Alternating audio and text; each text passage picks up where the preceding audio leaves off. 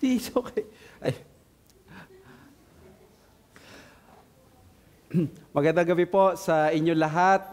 Ako'y masaya dahil sa bago naming schedule, mukhang maganda yung naging result. Mas marami ang nakarating ngayon at that is more important yung aming ministry ng prayer meeting.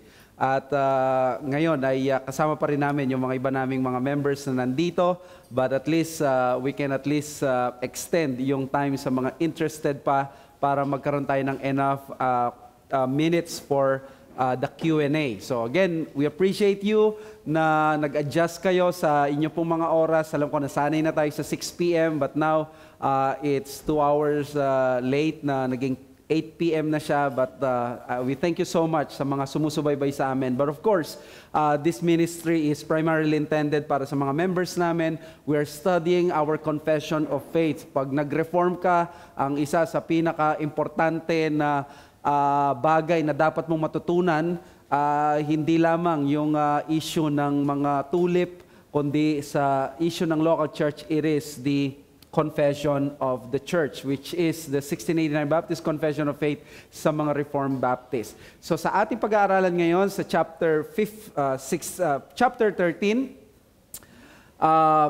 we have entitled our lesson, Imperfect in this Life, Sanctification as War Against Sin. We are using yung mga phrases sa ating confession sa chapter 13 para maintindihan lalo yung doctrine of sanctification. Alam natin, ang doctrine of sanctification sa chapter 13 ay may 3 paragraph at napakaganda ng pagkasulat nito, of course, drawing from the wisdom of the Westminster Confession of Faith. At ang 1689, it has captured the essence of Reformed teaching sa doctrine ng sanctification. So, ngayon, titingnan natin yung ating lesson sa Romans 7:19-20. For I do not do the good I want, but the evil I do not want is what I keep on doing. Now, if I do what I do not want, it is no longer I would do it, but sin that dwells in me. So, kung mapapansin natin dito, ito yung parang confession ni Apostle Paul sa inner turmoil na nangyayari sa kanya bilang mananampalataya. I take the position of the normal Christian life dito sa Romans 7 that Paul is not describing here his experience bago siya maligtas. Lalong-lalo nang hindi siya nagtuturo dito ng carnal Christian theory. Ang tinuturo niya dito, ito yung karanasan ng isang normal na Kristiyano na gusto niya na magpakabanal pero meron pa siyang natitirang kasalanan. At yan ang isa sa napakamasalimuot pero napakahalagang katuruan ng Biblia pagdating sa sanctification. At we said last week that sanctification in Scripture is also an ongoing work of conformity to Christ. So, kung ikaw ay nasa sanctify, hindi ka lang basta nag-observe ng mga do's and don'ts, kundi ang sanctification is conformity to the Lord Jesus Christ. And that's what we heard or we learned. Yung progressive sanctification, yan ang resulta, necessary result of definitive sanctification.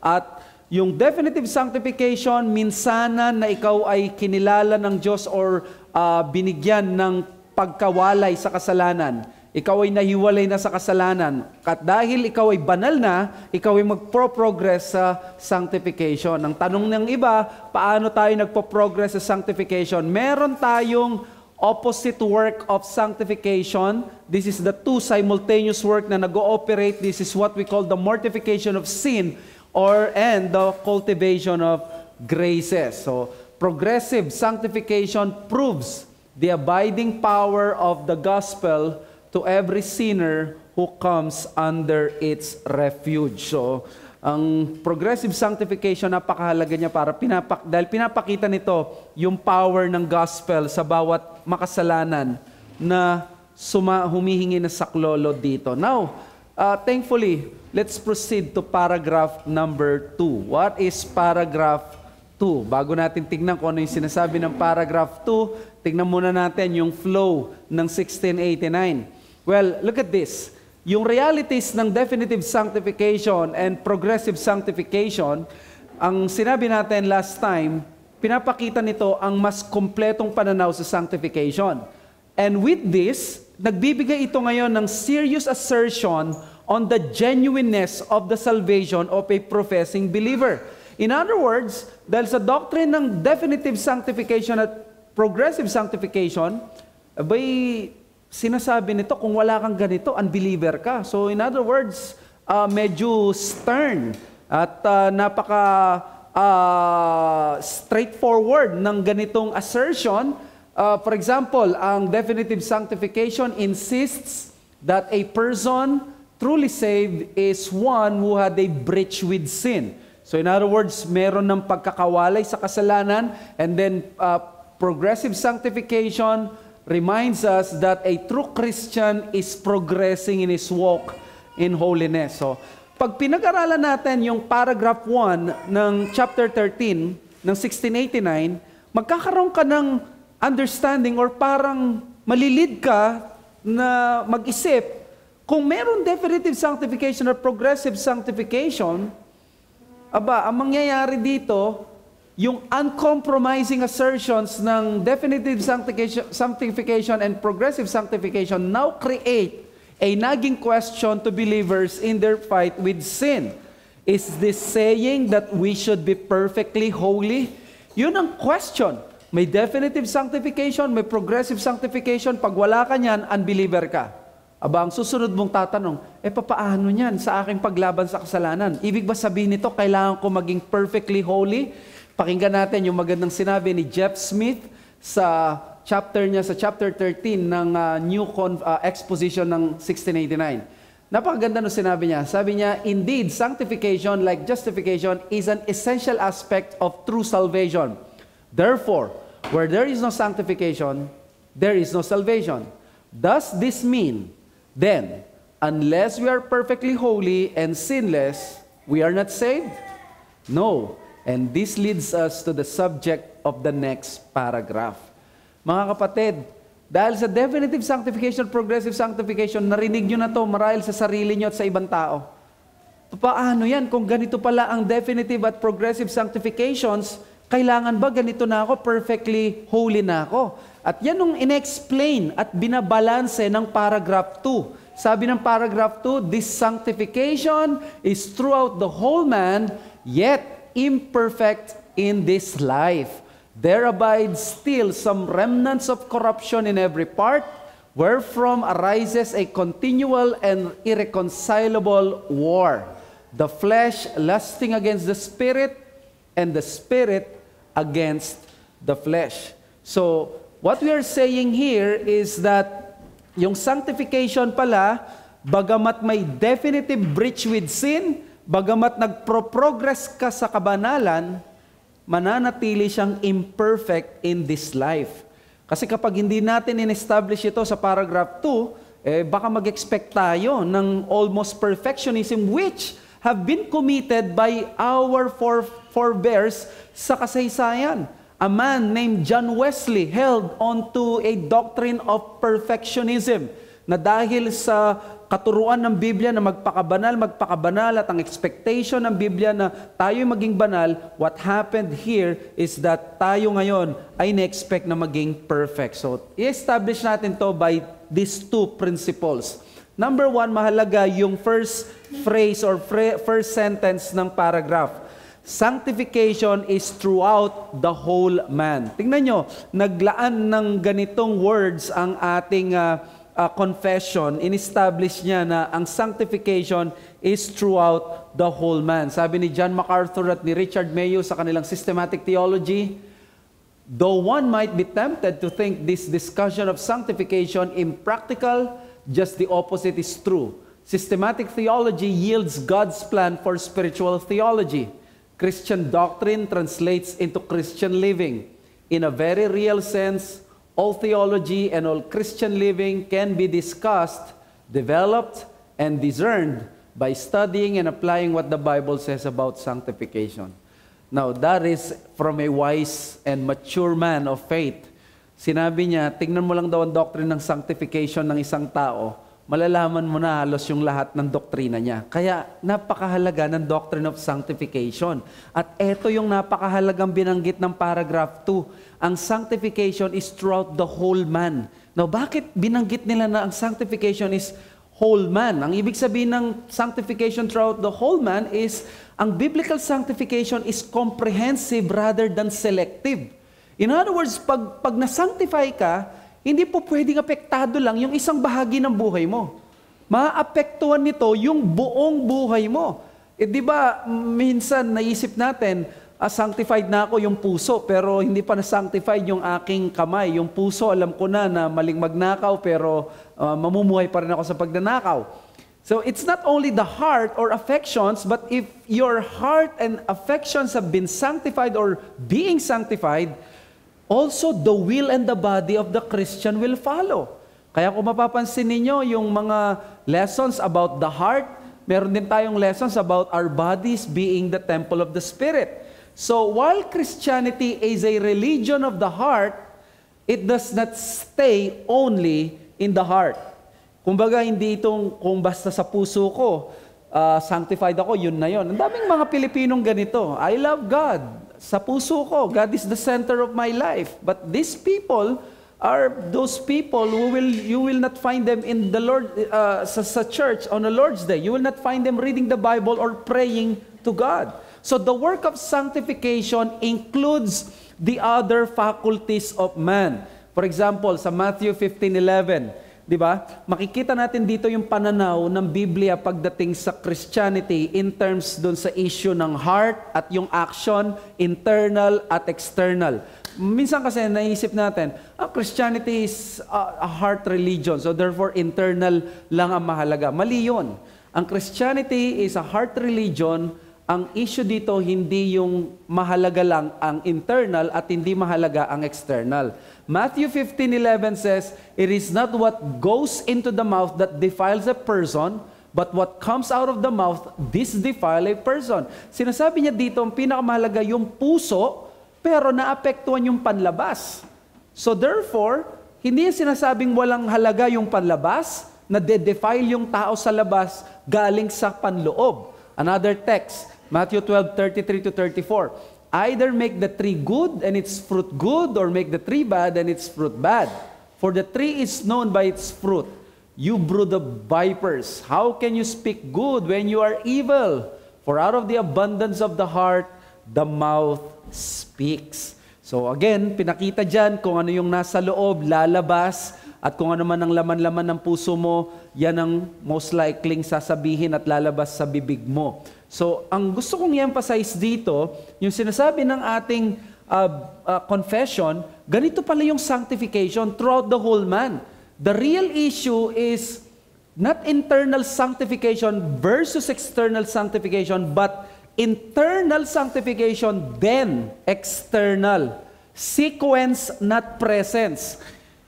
Pareho silang present, ang internal at external. Ang issue dito, sequence. Ang sabi ng Christianity, mauuna at mas mahalaga ang internal kaysa sa external. But both are inclusive of sanctification. So, bakit in-emphasize dito ng sanctification throughout the whole man? I think one of the most important sentences sa pag-aaral natin ito ay itong point na ito. So please remember this. Bakit mahalagang sabihin na throughout the whole man ang sanctification? Well, because the depravity of man is throughout the whole man. Because our corruption is radical, which means to the root. Tayo ay radical ang corruption, and so is sanctification. Kung deep-seated ang ating pagiging at depraved, hindi pwede ang sanctification natin surface level lang. Hindi pwede ang sanctification natin panloob lang. Kung papaanong totally depraved ang ating katayuan before we were saved, ang sanctification din dapat ay total. Papunta siya sa totality ng sanctification. Kung pwede ko lang sabihin ito na if there is radical corruption, there should also be radical sanctification. So, may magandang lesson ito sa atin. let us beware sa pananaw or versions of sanctification ng mga ibang Kristiyano na minsan nandyan sa mga libro, nababasa natin o kaya naririnig natin even sa mga pulpits ng evangelical churches. Ang tawag dito ay yung two-nature view of man. Ano yung two-nature view of man? Na ang tao daw, meron siyang holy nature at sinful nature, at kung sino yung pakakainin mo doon ka mag-yield, yun yung tataba, yun yung mas magiging healthy, yun yung mas magiging well-nourished, yun yung ma-attain mo yung holiness. So kung pinapakain mo yung sinful nature mo, ito yung pinagbibigyan mo lagi, magiging sinful ka, magiging carnal Christian ka, yan ang result. Kahit Kristiyano ka. Pero kung pakakainin mo yung holy nature mo, yun ang lagi mong susundin, magiging holy Christian ka. So therefore, kahit Kristiyano ka na, pwede kang mamili pa rin ngayon kung magiging carnal ka or magiging spiritual ka. Now, yung iba kasi nalilito, ano ngayon, kung paano natin titingnan ngayon, yung nature ng taong Kristiyano. Di ba naman, meron naman talaga siyang holy nature. Hindi ba't meron din naman siyang sinful nature? Bakit ayaw nyo yung two nature na yon? Well, I think the best way to clarify this is this. Ang two-nature view is biblical sa realm ng justification, which tells us na tayo ay justified na, tayo ay merong yung total depravity natin, tayo pa rin ay merong remaining sin, pero tayo ngayon ay at the same time, tayo ay may holy nature sa mata ng Diyos. Tinitingnan niya tayo bilang mga banal, ligtas. So, objective level, tayo ay talagang merong ganitong katayuan. No?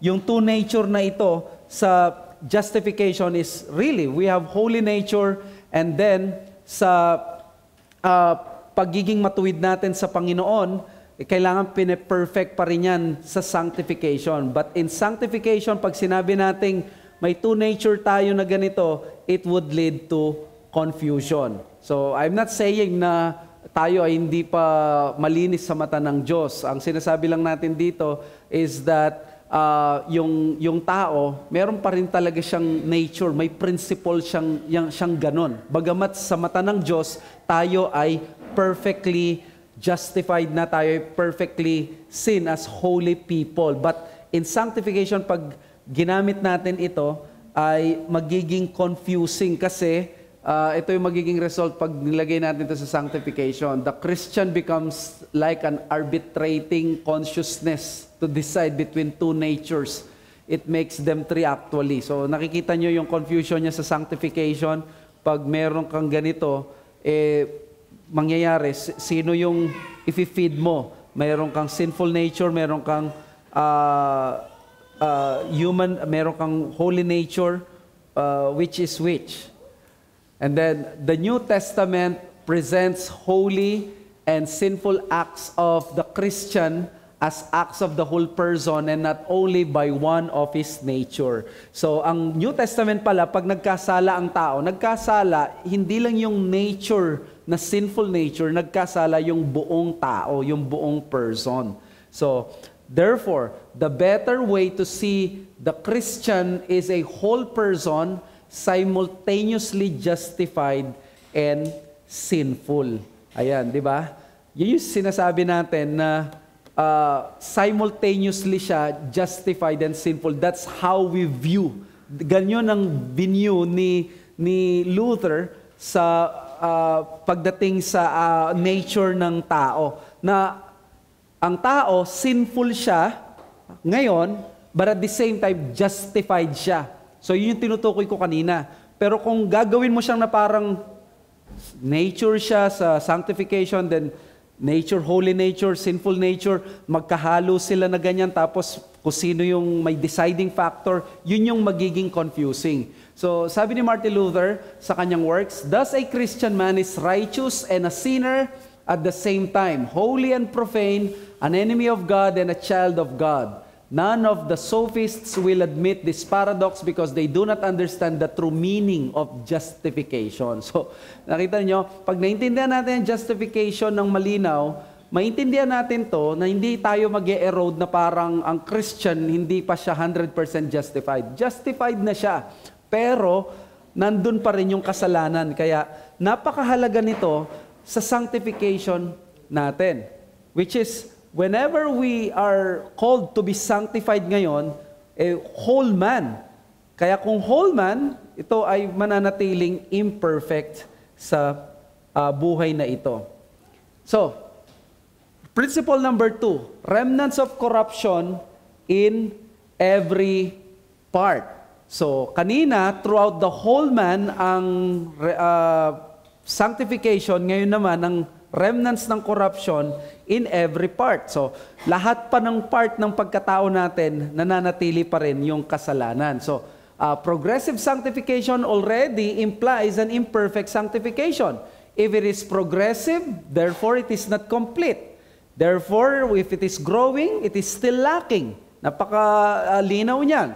So the description of the confession is radical but appropriate. Ano yung sinabi ng 1689? Sabi ng 1689, irreconcilable war. Yan yung description niya sa paragraph 2. Sabi niya doon, and there abides still some remnants of corruption in every part, wherefrom arises a continual and irreconcilable war. So, therefore, the point is that sanctification will only be perfected when remaining sin is completely eradicated. So, yun yung mahalaga nating maintindihan dito.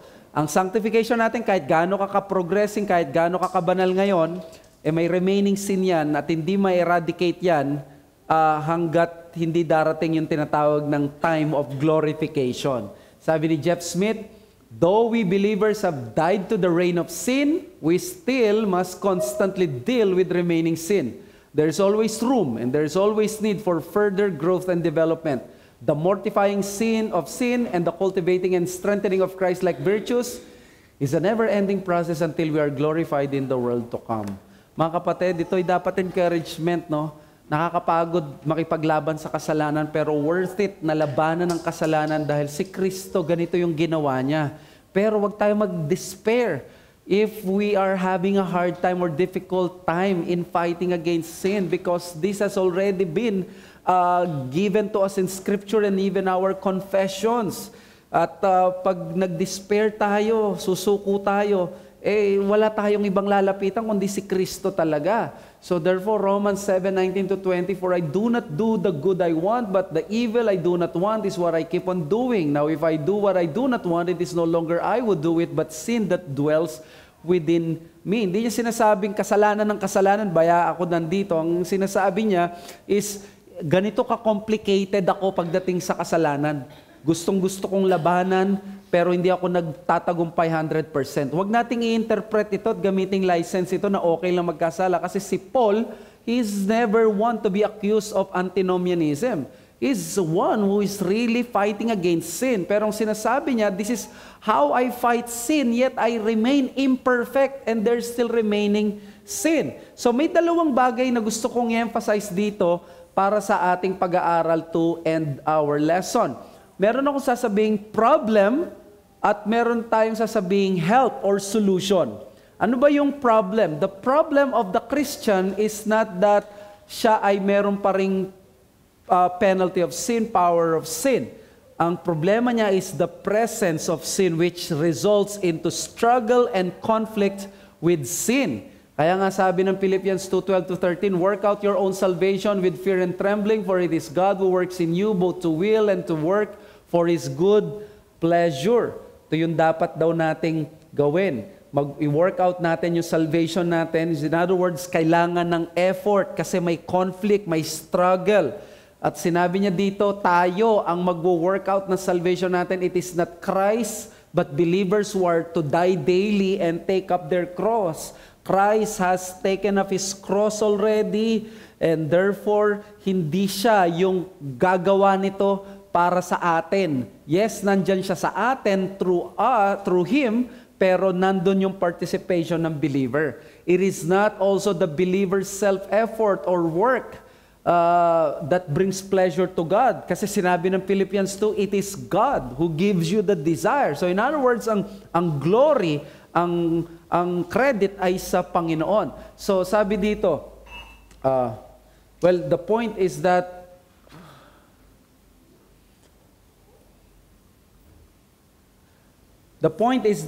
dealing with sin is by the grace of God along with our responsibility to obey God's commands with diligence. Magandang halimbawa dito in 1 John 1:8 hanggang chapter 2 verse 1. Sabi niya, if we say we have no sin, we deceive ourselves and the truth is not in us.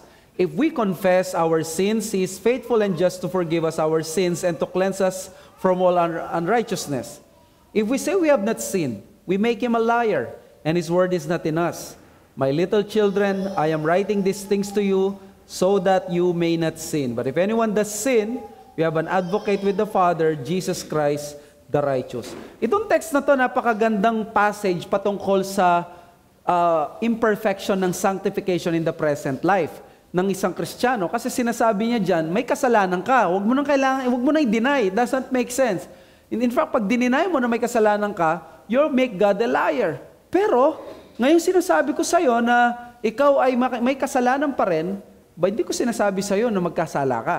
So, yun yung gusto kong ipakita dito. Number one, to deny imperfection, to deny imperfection is both to reject the truth and to deceive ourselves.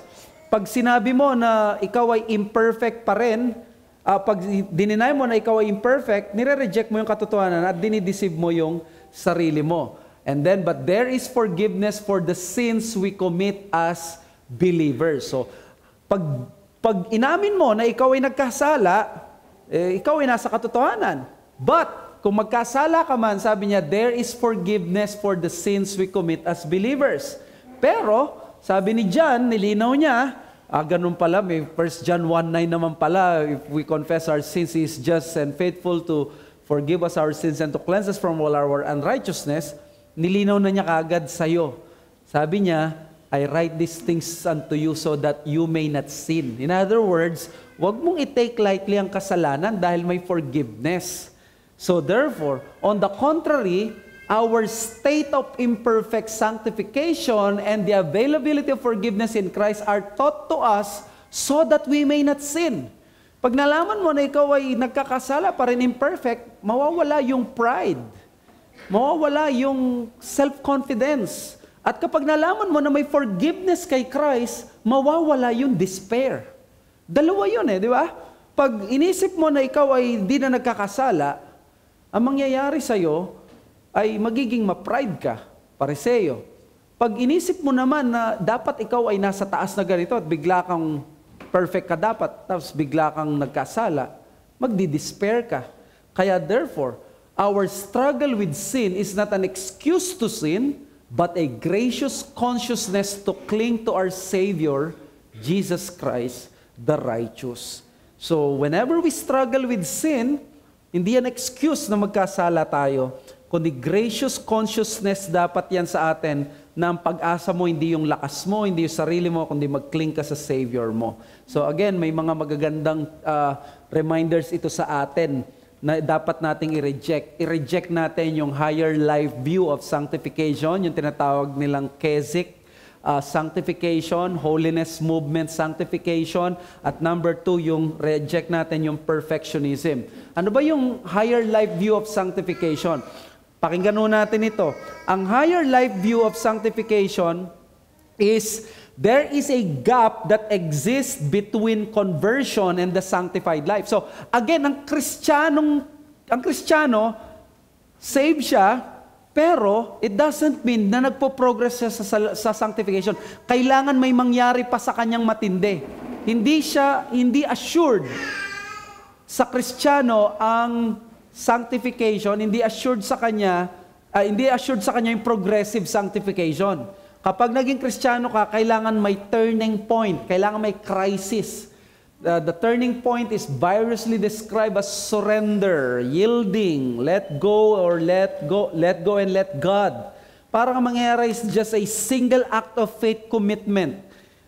Talamak ito sa mga camp at sa mga retreat, yung bang Ang gagawin ay yung mga kasalanan natin, isurrender mo lang ang buhay mo, wala kang magagawa, let go and let God. And then, pag uwi galing sa camp, isipin, na-recharge ako doon sa mountain top experience na yon, nakaroon ako ng encounter, ginive up ko na lahat na to, sinurrender ko na kay Lord, lahat ng to. Nag-e-expect siya ngayon, pagbalik niya doon, ay wala na. At dahil nga nandun na siya sa higher state or higher plane of sanctification. Pag nagawa mo yon, the Christian is perceived to be a living, a spirit-filled life, victorious Christian living. Kaya nandito yung language na, bro, hindi mo pa sinurrender yan, kaya wala ka pa dito sa life na parang nasa promised land. May mga ganun ako naririnig noon, na ikaw ay nasa wilderness ka pa rin sa sanctification mo, at ikaw ay wala ka pa dun sa promised land. Yung mga mature na Kristiyano nasa promised land na conquer na nila yung mga giants at matagumpay na sila. Alam nyo, napaka-disastrous ng teaching na yun kasi pinapakita doon na yung mga mature Christian, hindi na sila gaano nag-struggle sa kasalanan, which is very unbiblical.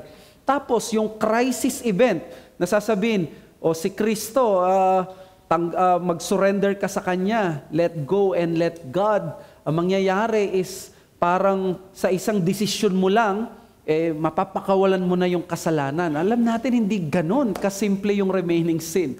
Naalala ko pa noon na sa isang parang camp ng mga kabataan, pinasulat daw yung mga kasalanan sa kanila, yung kasalanan nila. For example, envy, lust, or sabihin nila yung laziness or yung mga lahat ng kasalanan. Tapos ang ginawa daw, pinatapon yung sa bonfire. Yan. Ayan, nagsisignal na yan that you are letting go of those sins at nasisilaban na sila at yan, may mawawala na sa inyo. Well, again, pwedeng gamitin natin yun at ng Panginoon para tayo ma-encourage na iwan ng kasalanan, pero alisin natin yung pananaw na dahil ginawa yon at nagdesisyon ka, wala na yon. Di ba? Kaya, yun yung problema. This has resulted to a type of Christian unknown from history. Na kapag hindi ka daw nag-surrender, Christian ka, pero carnal Christian ka kasi hindi ka nagpro-progress sa sanctification. Ang teaching ng Reformed theology is kung ikaw ay Kristiyano, definitively sanctified ka at magpo-progress ka sa sanctification. Wala siyang middle position na pwede kang maging carnal Christian. Kaya the first critic is it does not reflect the New Testament portrayal of the Christian life as life of continuous struggle against sin. Hindi consistent victory ang mas reliable sign ng buhay na walang hanggan sa tao, kundi consistent struggle with sin. Kasi yun yung Romans 6. Ang sabi ng Romans 6, now that we are in Christ, we are united in Christ, sabi niya, Romans 6, 1-11, sabi niya, verse 12, yung katawan nyo ngayon, instrumento na ngayon ng katwiran. Dati, instrumento ng kasalanan. Dati, ginagamit mo yung karunungan mo, katawan mo, sarili mo, para i-advance mo yung selfishness mo, tsaka yung kasalanan mo. Ngayon, papagamit mo na to to serve God and others, para ma-mortify mo rin yung sarili mo. So, continuous struggle with sin. And critic number 2, it reduces into a single act of faith what is really a lifetime occupation. And this breeds delusions. Di ba? Ba't nandito pa to? Sinurrender ko na ito. Meron ako na panood na isang confession ng isang Christian mother sa social media. Sabi niya, isa sa disappointment niya no, na siya'y naging mother, parang akala niya, yun yung mga sins na nalagpasan na niya nung siya ay nung single. Bakit parang ngayon na naging mother siya at nagkaroon siya ng mga anak at ganun, parang na-disappoint siya sa sarili niya, bakit bumabalik? Akala ko ba lumago na ako dito na tagumpay ko? And by the way, this is a Calvinist mother. Ang ganda nung sabi niya, ganito yung sabi niyo, sabi niya, ang realization niya is that, nung single ako, mas madaling malabanan ang mga bagay na ito kasi kaya mo magbasa ng Bible na nasa tahimik kang lugar, nagjo-journal ka pa with all those silence and with all the time that you have. But now, as a mother, you barely have a silent moment sa buhay mo. Laging ini-invade ang private space mo, laging may magulo, laging kailangan may gawin, laging ganon. The truth is, hindi ka bumalik sa dati mong kasalanan. It's just na ngayon, mas lumalago ka kasi mas nakakaya mo ngayon yung ganitong matitinding challenges sa buhay. And that is true. Ganito yung lifelong na problema natin sa kasalanan. So therefore, number 2, we must reject also perfectionism. So yung higher view of life, which is the first one to reject. And number 2 ngayon, yung perfectionism. Yung higher view, kaya pa nating tiisin yun. Itong perfectionism, napaka-unrealistic nito talaga. Kasi ito yung view na it is possible to have complete sanctification in this life. Ito yung error nila John Wesley and other few teachers. Most teachers ni-reject ito kasi hindi na ito biblical, hindi pa ito experiential. So perfectionism is both unbiblical and unrealistic view of sanctification and therefore breeds despair and Pharisaic pride. Isa din na nag-hold down nito ay si Charles Finney, tapos nag-perfectionism. Meron din daw siyang kaibigan na nag-hold ng perfectionism. Kanya lang nag-away sila. So ang ginawa daw nila, in-excommunicate nila yung isa't isa. So, sabi ni Pastor Espinosa, I guess perfect people can't stand each other. So, yung parehong ganitong doktrina nakikita natin, yung kanyang kawalan ng biblical means. Now, biblical solution. Kawalan niya ng biblical precedent at biblical text. Now, if this is the problem, continuous struggle with sin, what is the help from heaven?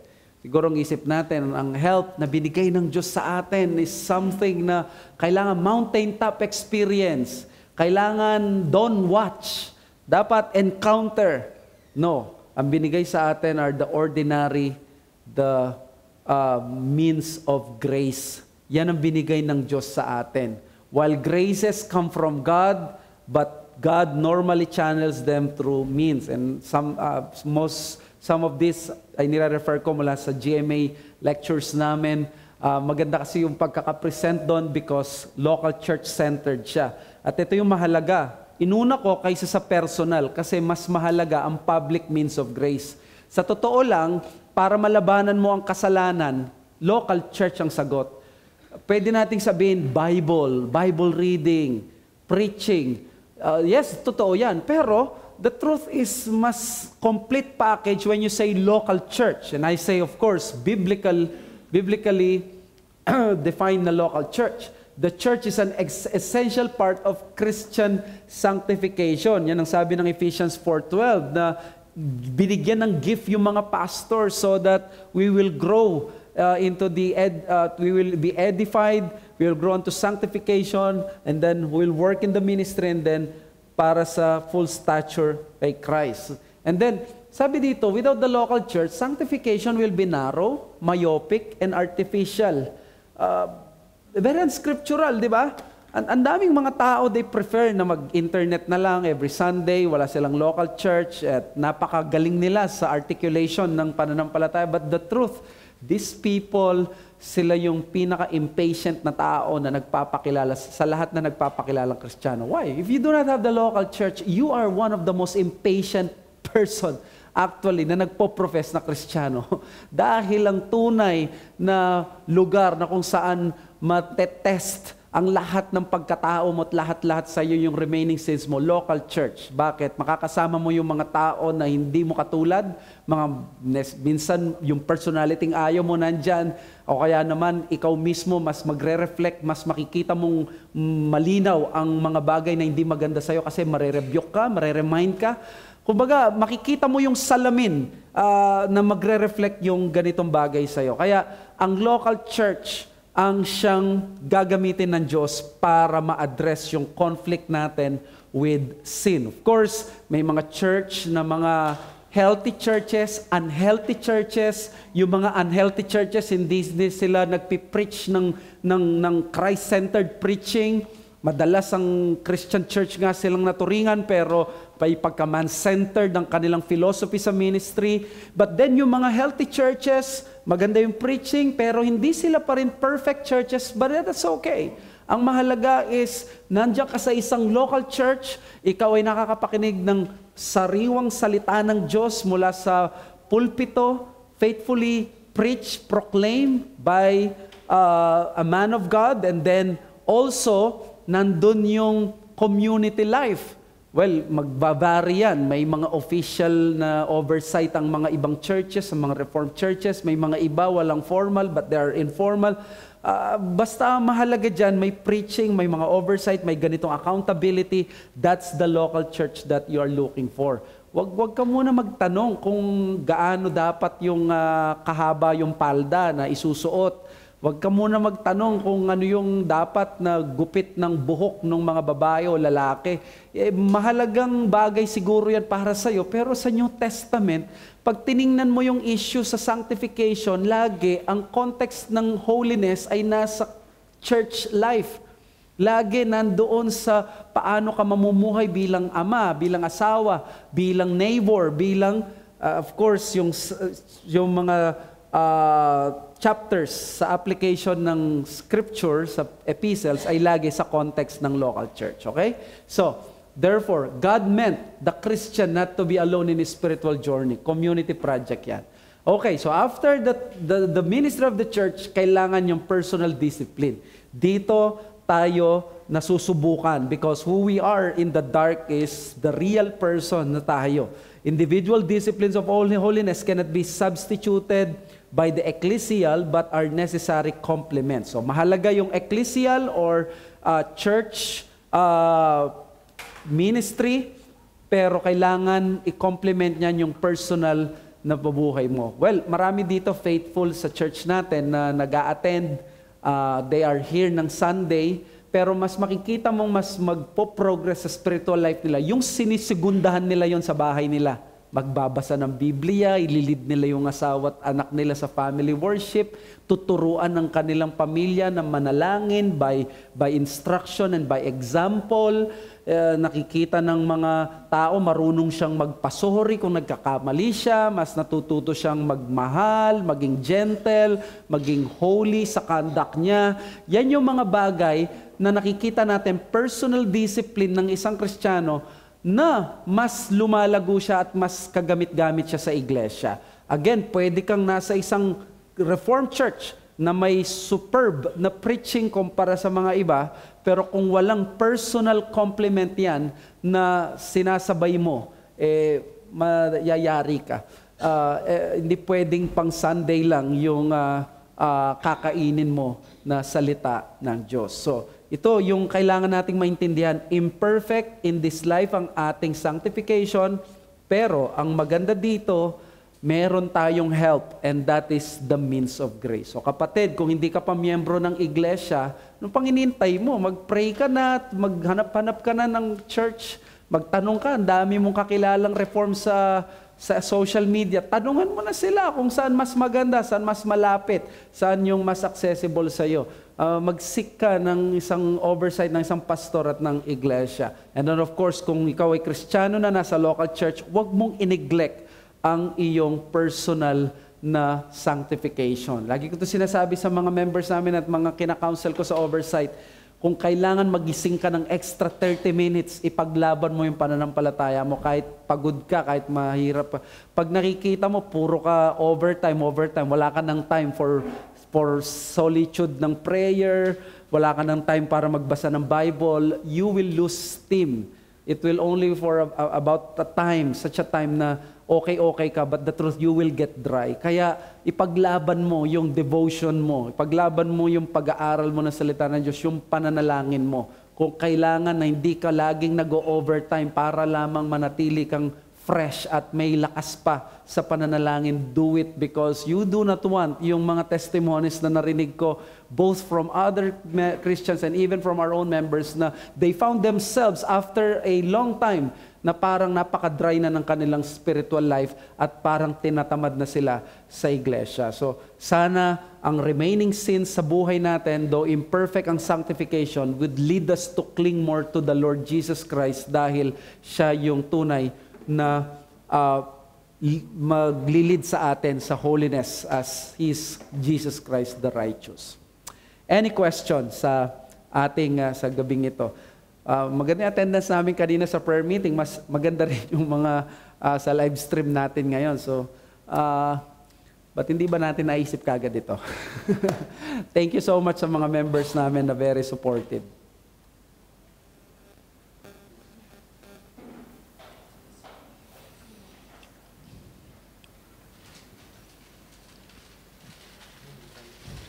Sige, Brother Alvin will, siya yung magbabasa. May question po from Julian. Sabi niya po, what is your take, Pastor, regarding Psalm 118, verses 17 to 18? It has something kasi with justification and sanctification. Can this be a reference personally for life application?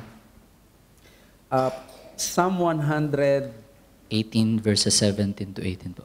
Psalm 118 verses 17 to 18. Yes po.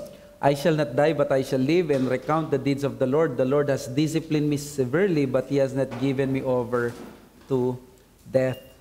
To be honest, hindi ko pa napag-aralan ng buo yung Psalm 118 aside from having verse 8 as the center daw ng Bible. It is better to trust in the Lord than to put confidence in man. Pero as I see this, si David, he was disciplined by God severely, pero thankful pa rin siya, hindi siya dinala sa kanyang kamatayan. Remember, sa Old Testament, ang picture ng salvation is always physical. Physical, Egypt, from Egypt, Red Sea, Promised Land, and itong mga from their enemies, lagi ganyan. Kaya pagdating sa New Testament, spiritual salvation na. So, dito, niligtas siya ng Panginoon. Walang doctrine dito ng justification unless bigyan mo siya ng application sa New Testament na katulad ito ng testimony ng taong nasa New Testament na ang Diyos hindi siya pinabayaan at hindi siya inayang mapunta sa impyerno, niligtas siya. Pero dapat maingat, hindi siya kagad directly na i-apply doon. Thank you po. May question si Brother Amado. Ano po yung occasional sin in John 13 verse 10? John 13 verse 10 po. Dapat pala may mag-assign na tayong taga-basa. Basa, gano'n, no? John 13, bro. 13 verse 10 po. 10. Oh, kung makuha mo rin, bro, pwede mo rin basahin, no? Okay. And Jesus said to him, the one who was bathed does not need to wash except for his feet, but is completely clean. And you are clean, but not every one of you. Baka may kasamahan kami dito na alam yung exact explanation nito. I haven't preached from this text, but what I know from this is about dun sa washing of the feet of the disciples. And then si Jesus, si Peter nagre-request siya na ganito. Pero nung binanggit niya na you are clean, but not every one of you, obviously, He's not talking about literal cleanliness. Ang tinutukoy niyang cleanliness or pagiging clean dito is spiritual, which is salvation. At ito yung time na si Judas, binitray niya ang Panginoon. So, if I'm not mistaken again, no, I'm not so sure. I have to really check. But it appears dito na tinutukoy niya si Judas na hindi part ng mga tunay na mga disciples niya. And that is very important kay John nung sinusulat niya ito kasi John is filling up. Mapansin niyo, si John filling up yung mga questions na lumabas nung naisulat na yung synoptics. Kasi si John, after 60 years, 40 years, doon lang niya sinulat yung sa kanya. Kaya ang book of John is always supplying kung ano ba yung wala dyan. Nakalimutan niyo ito, isulat ko nga ito. So, even yun dito sa kay Judas, I think kasama yon sa mga new information natin para ipakita itong si Judas, siya yung hindi siya tunay na disciple. May mga additional ba dito sa mga fellow graduates ng GMA?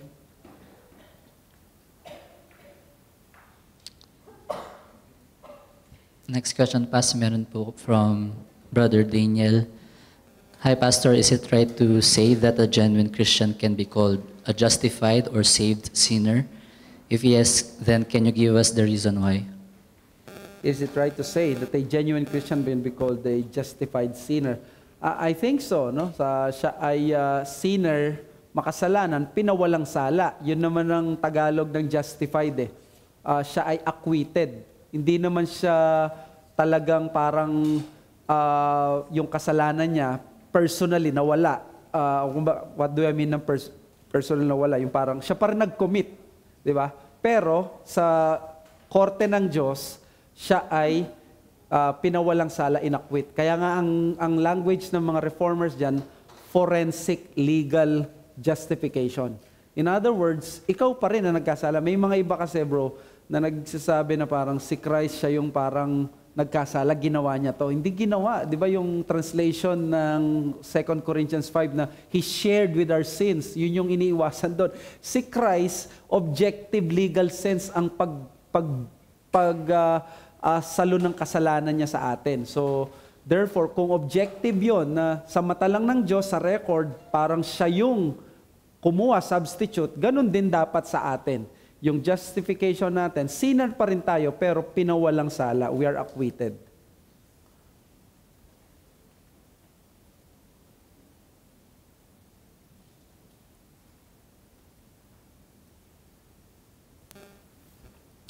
Past question po.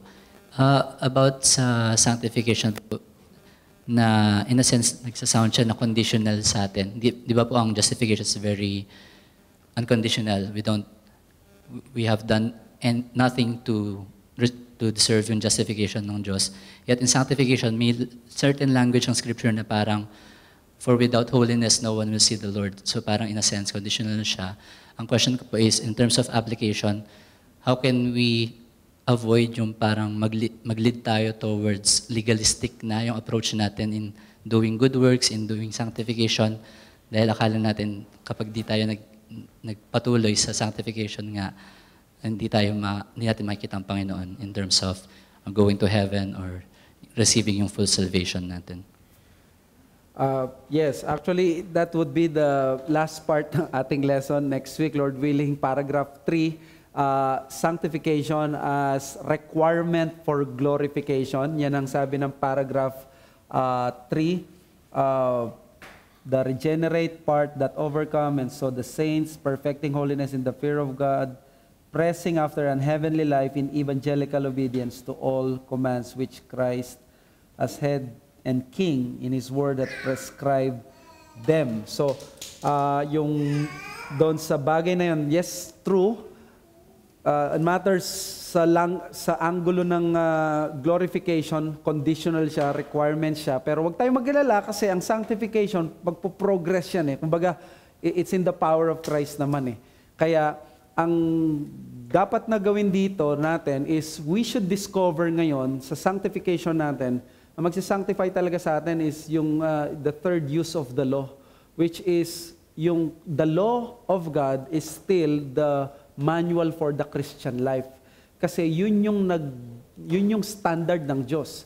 At dapat i-discover natin through the lens of the Christian faith, ano ba talaga yung commandments na ito pagdating dito. For example, di ba, yung commandment number 6, thou shalt not commit murder, ang application talaga din nun is we should think of the welfare of others. So, wag tayong magpa-box dun sa legalistic na kailangan gawin ko to ganyan, pero dapat sabi ni Christ sa 10 Commandments is may active motive rule. Yung active motive rule is hindi lang sapat yung panlabas, tumutulong ka. Kasi, you can give money to those people na nangangailangan at itapon mo yung pera sa kanila in a very disrespectful and very demeaning way. And you think na, di ba, pero yung heart mo na, yung motive mo na, I want to help this person. I will even pray for him. Naaawa naman ako sa kanya, kawawa. Yun yung paraan to apply or to fulfill commandment number 6. And I think yun, mas doon natin nakikita na natutupad natin yung requirement ng Diyos. At doon sa law of God, Alvin, sa chapter 19, binasa ba natin yun? Sinabi niya doon that the gospel sweetly complies with the law. So in other words, hindi pwede na sa ating Christian life, hindi siya gospel-centered. Lagi dapat na ginagawa natin ito, inconsistency sa gospel, yung motive natin, do we really aim to honor Christ? Do we really aim na gawin ito para sa glory ng Diyos? So yun, para hindi tayo mag-erode sa legalism, which is yun yung maraming fault at problema ng mga ibang circles na kailangan may standard ka na dapat i-tick. Kahapon lang may kausap ako na Christian at yun yung problem daw nila na parang ang sa kanila natuto sila na yung holiness kailangan box lang yan na ititik mo lang, check, check, check. But that is not how Christian holiness nangyayari. You can conform to a lot of standards and yet you become the most un-Christ-like person in the world. Kaya tama si Christ, active motive rule ang approach natin sa commandments, and let us use the law as the manual for the Christian life.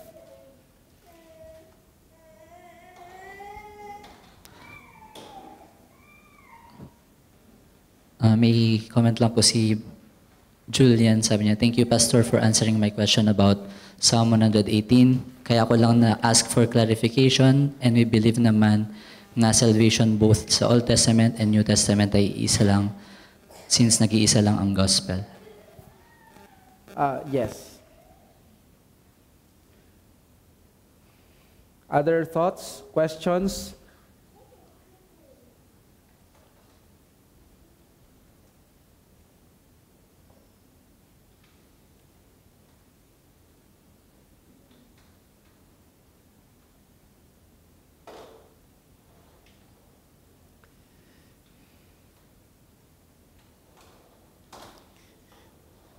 Baka may question pa po kayo. Matagal akong hindi natatanong, so bumabawi tayo ngayon. And we're so happy no, na sa naging result ng ating change ng schedule, and we hope na magtuloy ito. Very grateful po kami sa inyo sa adjustment na ginawa nyo, but most especially I'm very grateful sa mga members namin who are very willing na mag-adjust para sa kung ano yung mas mainam. May question po si Brother Daniel. Hi Pastor, how do you explain mortification of sin? Sabi ni John Owen, is the everyday act of killing your sin. So in other words, if that sin, maraming language or picture yan, let's say, seed or halaman, lagi mong ina-uproot. Lagi yung ugat. Yung ugat yung ano, for example, paano mo maano yung covetousness. It is not just parang, ang ginagawa mo parang, sige, ang gagawin ko sa akin, para hindi ako maging covetous, titigil ko muna, magpipigil muna akong bumili lang ng para sa akin. That is not only the issue ng covetousness. Ang mahalaga dito, dapat ma-uproot siya, which means kailangan, yung anong tawag dito, magkaroon ka ng positive thing na gagawin, which is to be generous sa ibang tao. At sa iba namang mga language, pwede siyang pagkain or stomach na ginugutom. You starve it to death. So that is, yung iba, ang biblical ay Romans chapter 8, sa verse 11-12, sinabi niya doon, kill. Nandun yung word na mortify, kill, patayin. So, it's an act of war. Okay, siguro bro, pwede na nating i-end. 9:05 na. Thank you sa si Brother Daniel Pilarta, meron pa pala, is it different from mortification of the flesh? If you're talking about the flesh, yung sinfulness ng tao, yung flesh mo, yes, that's exactly, it's hindi siya different. Yung mortification of sin, that's the mortification of flesh. Kasi yung flesh, it is the word that describes yung remaining sin mo rin. That is your flesh. Kasi kapag sinabing flesh, laman yon, that may connotation yun ng sinfulness. Pag tinutukoy mo yung katawan na ito, laman, let's say yung balat mo, dugo, gano'n, may word dyan, soma, sa Greek. Ang ginagamit na Greek word is sarx. Sarx is may frailty at may connotation ng sinfulness. So, let us pray. Our Heavenly Father, we are so grateful for our people. They are the ones bakit nangyari ito na naging maganda yung changes namin. They cooperated, they supported us. And thank you for our people na nasa tech team, PowerPoint ministry, paggawa ng flasher, our deacons, and every single member na alam namin may trabahong ginagawa dito sa ministry na ito.